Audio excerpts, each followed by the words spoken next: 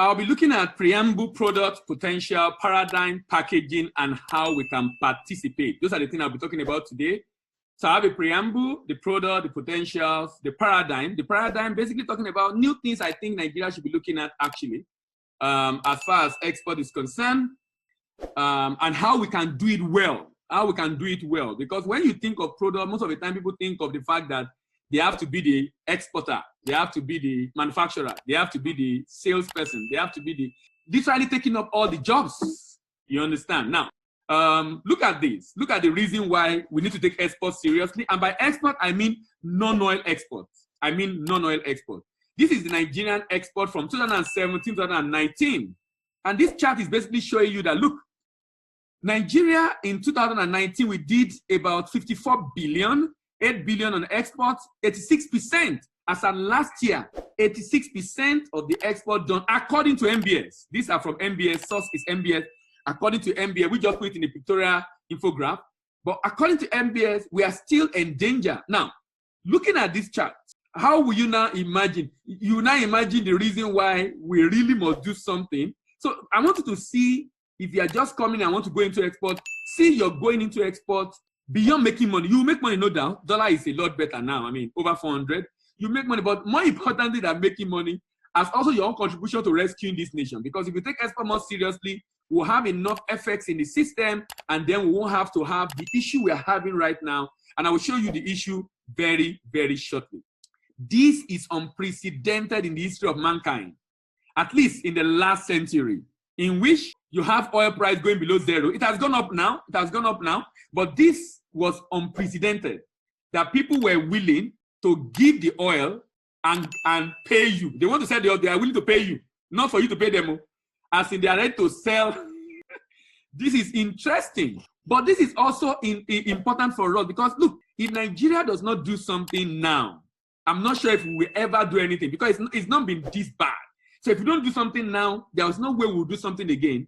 And the reason why we're having this seminar also is to empower individuals to begin to look at the opportunities available in this space and how they can take advantage of those opportunities. Do you know why oil price went down? Look at the reason why. These red dots are different oil vessels in different parts of the world. Around that same period, the oil price went to negative. Oil vessels are different parts of the world. Oil vessels in different parts of the world. Can you imagine? They are stationary, no buyer, no buyer, no buyer. They've exhausted the storage tanks. They are now storing it on vessels. I was discussing with one of these, a particular expert in the sector, and he was saying that they will keep producing even at a lower volume, but they can't shut down the platform because the cost of putting it up is high. So they would rather give it out for free rather than shut down the platform. So they've exhausted their storage. They are now storing it on vessel, and the vessel is in different parts of the world. So we must begin to see other ways to generate effect, because like the data I just showed you, you can see that as of last year, more than 85% of the export of Nigeria was done via, also Nigeria was oil, depending on oil. So we're saying largely dependent on oil. According to financial derivative, a second recession in 4 years is clearly on the card.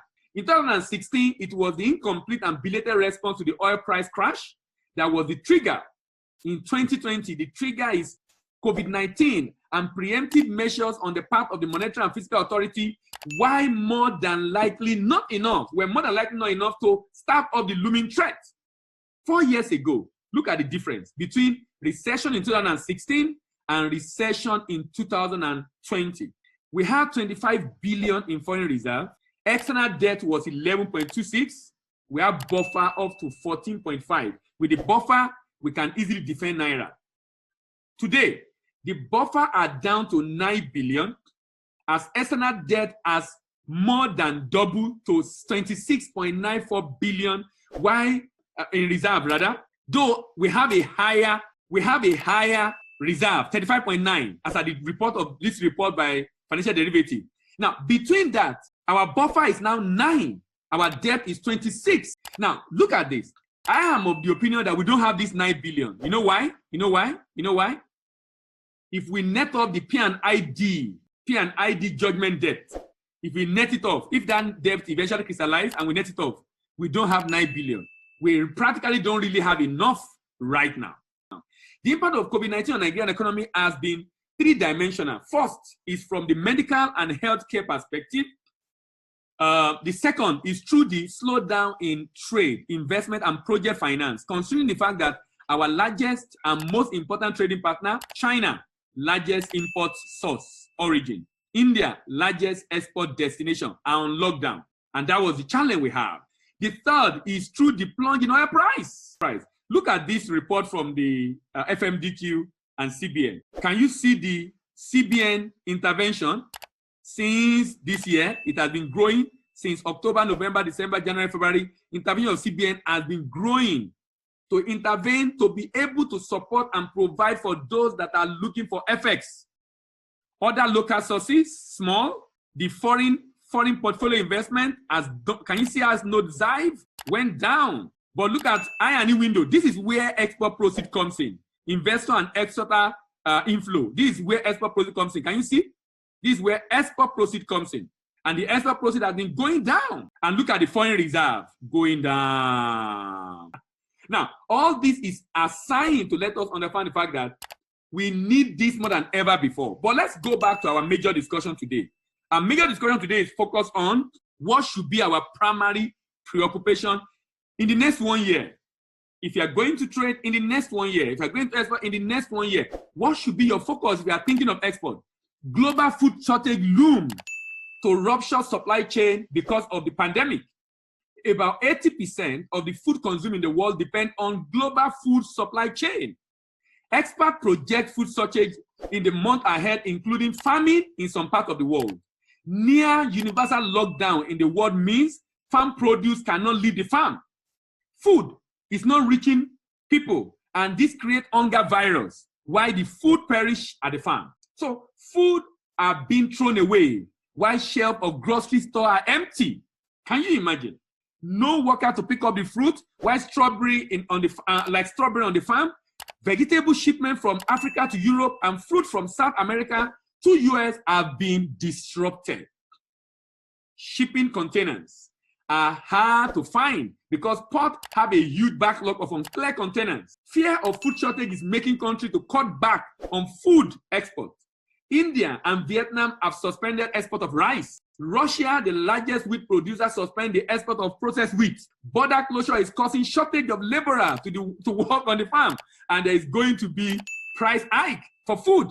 And so countries that depend heavily on food import are stockpiling. Nigeria is an advantage. We are largely agrarian economy. That is an advantage for us. It's an advantage because we can then begin to consider what to export. From the introduction, you know already the product you should be focusing on, which is where the strength of Nigeria lies. What should we be focusing on? Fast-moving consumer good and food export. And where should be the market?